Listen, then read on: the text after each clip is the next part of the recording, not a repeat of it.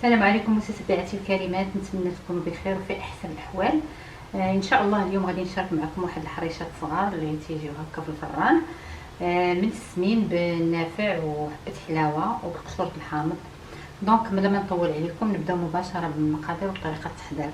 كنحتاجوا لهاد الحريشات هادو تقريبا هنا عندي واحد المقدار ديال السميده. هنا عندي 2 كيسان ديال قياس ديال كاس العنبه، عندي كاس ديال الحليب، عندي نص كاس ديال السكر سنيده، عندي بيضه، نص كاس ديال الزيت، ونص كاس ديال الكوك، عندي 2 خمارات هنايا، وعندي بطبيعه الحال هنايا السميده والكوك فاش غادي نفند هاد الحريشات هادو.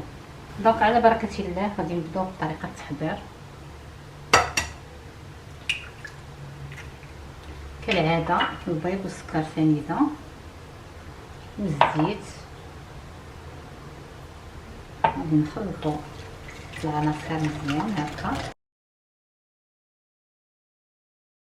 ندير هنا واحد القبيصه الملح،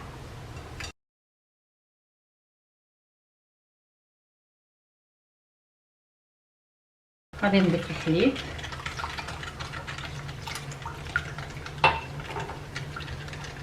غادي نضيف الكوك، وعندي هنا النافع كيف ما كتلاحظوا وقشرة الحامض، النافع وحبه حلاوه اللي مدقوقين شي شويه.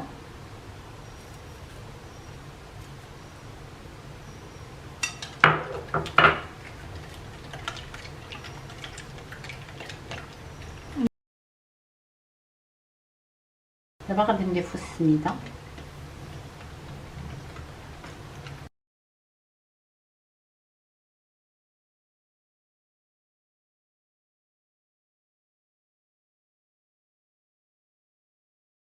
غادي نضيف كذلك الخميره،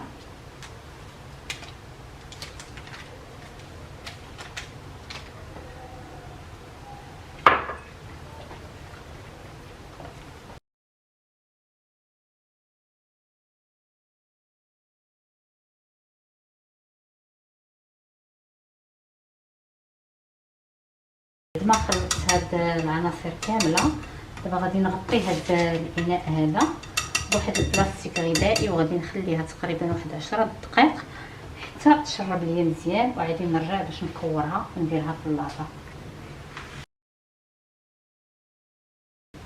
صافي دابا من بعد ما دازت واحد 10 دقائق هي السميده شربات لينا. دونك دابا غادي نكورها. انا خديت هنا هاد الطاوه، فرشت ليها هاد بابي كويسون، وغادي نبدا نشكل في كويرات هكا بهذا الشكل هذا.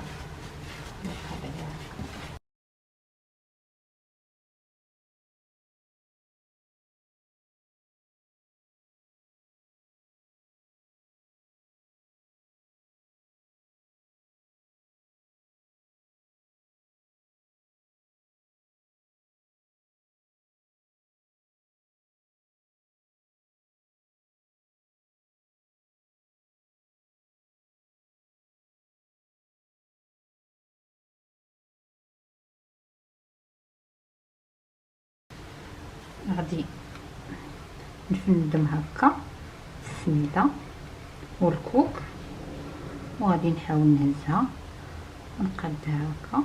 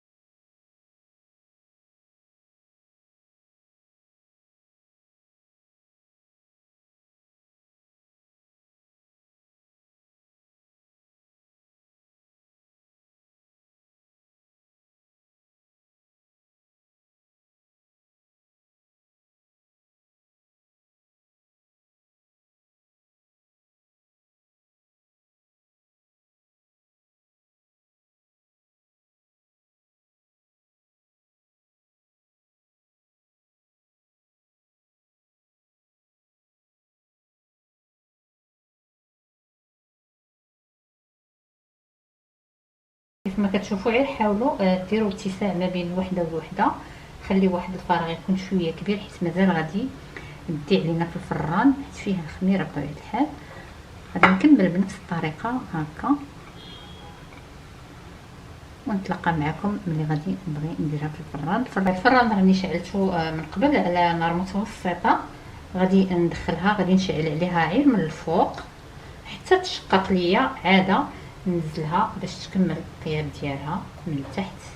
ونتلاقى معكم باش نشوفوا الشكل النهائي ديالها من بعد ما غادي نخرجها من الفران.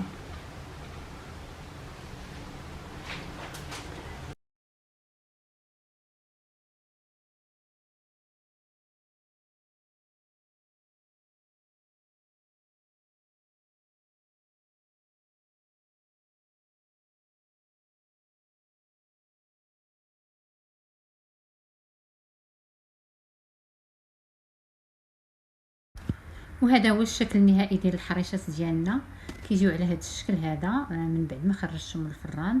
كنتمنى ينالوا الاعجاب ديالكم.